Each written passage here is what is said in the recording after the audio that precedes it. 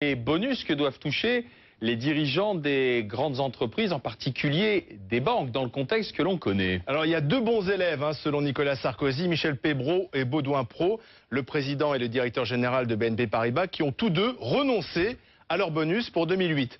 C'est quand même plusieurs centaines de milliers d'euros. Les autres, pour le moment, ne suivent pas. La Fédération bancaire française, qui est présidée par le patron du Crédit Agricole, M. Georges Pauget, dit tout simplement que c'est la question du conseil d'administration. C'est le conseil d'administration qui doit trancher sur les rémunérations des grands patrons. Et s'il faut changer les règles, eh bien on verra au mois de février quand ces conseils vont se réunir. Oui, mais le gouvernement est pressé. Alors faut-il aller plus loin? Faut-il menacer, comme le fait aujourd'hui Christine Lagarde, de ne plus prêter d'argent public à ces banques? Qu'en pensent nos internautes? Pas de contrainte, nous disait il y a quelques minutes Régis, qui est conseiller indépendant en investissement financier. On va accueillir Philippe et Christophe Nijdam, qui est analyste bancaire chez Alpha Value. Christophe Nijdam, tiens, c'est vers l'expert que je vais me tourner. Bonsoir. Bonsoir. J'allais dire, dans quel camp êtes-vous? Celui de la responsabilité individuelle ou dans le camp de la contrainte? Alors, je suis dans le camp de la contrainte. Pourquoi? Et je vais vous dire pourquoi. Je souhaiterais en fait rebondir sur ce qu'a dit Régis tout à l'heure concernant les contrats de travail des dirigeants des banques. Ici, les financements qui vont être procurés par l'État sont aussi du domaine contractuel. Dans un contrat de prêt, le créancier, dans le cadre qui nous intéresse, l'État, peut assujettir son financement à des clauses limitant, par exemple, la distribution de dividendes et la rémunération des principaux dirigeants. Il faut d'ailleurs rappeler que les banques ne se privent pas d'utiliser de telles clauses dans les financements qu'elles font aux PME. Oui, mais Christophe, est-ce que ces clauses existent dans les contrats que l'État a contracté avec les banques? Alors, pour l'instant, l'État n'a fait qu'une première tranche de 10 milliards et demi sous forme de titres super subordonnés. Nous n'avons pas eu communication publique de ces contrats et donc je ne peux pas vous dire s'il y a de telles clauses. Par contre, pour la deuxième tranche de 10 milliards et demi qui se ferait au courant du premier trimestre, rien n'empêche l'État en tant que créancier d'imposer ces clauses contractuelles. Je vais me retourner vers Philippe, directeur commercial. Philippe, bonsoir, un fidèle du 19h Charles Truchot. Vous-même, le citoyen Philippe, responsable, qu'en dites-vous? Il faut contraindre aujourd'hui ces dirigeants à ne pas accepter leur bonus, à les refuser? Absolument, parce que là, on joue quand même avec l'argent du contribuable. Faut quand même savoir qu'au mois d'octobre, la France, enfin le contribuable français, s'est porté caution de mémoire à hauteur de 320 milliards d'euros pour financer les banques.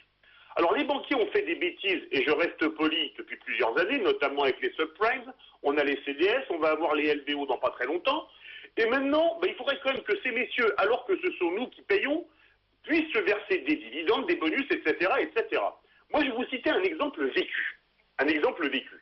Parce qu'avant de dire on a le droit de se distribuer des bonus et des primes et des dividendes, il faudrait peut-être voir si les banques jouent, oui ou non, le jeu avec l'argent qu'on leur a prêté quand même. Et alors que les banques prêtent? Alors cet exemple, je vais vous prendre un exemple vécu. Très vite, Très vite. Je travaille sur un gros projet depuis plus d'un an. Un projet pour un gros groupe qui gagne de l'argent, qui est profitable, qui fait quand même près de 300 millions d'euros de chiffre d'affaires. Donc vous excuserez, c'est pas une PME, plus de 1500 salariés. On a un projet immobilier qui est annulé, pour le moment, repoussé, parce qu'ils ont un investissement de 29 millions d'euros à faire, un peu moins de 30 millions d'euros, 29 millions d'euros exactement, et que les banques ne prêtent pas.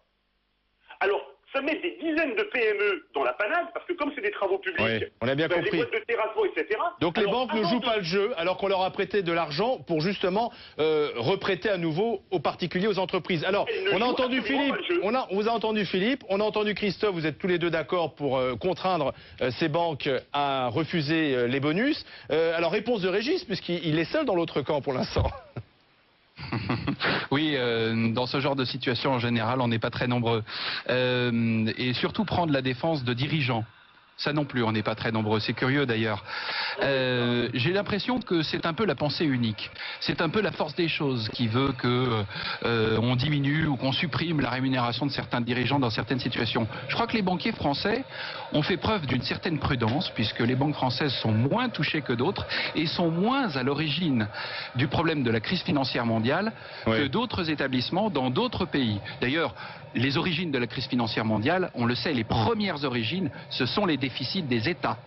L'État lui-même qui demande aux banquiers de réduire ses rémunérations. Alors dans ce cas-là, pourquoi ne pourrait-on pas poser la question de la réduction des rémunérations de certains dirigeants politiques? Pourquoi pas? Alors, Régis, vous faites une proposition un peu provocatrice, mais je voudrais qu'on donne le mot de la fin à Christophe Nijam, qui tout à l'heure expliquait qu'on pouvait très bien, sur le nouveau prêt qu'on va accorder aux banques, établir des règles, et notamment sur les bonus. Christophe, on a entendu Bercy menacer directement ces banques, plus de guichets si on ne joue pas le jeu. Est-ce que vous croyez à cette menace?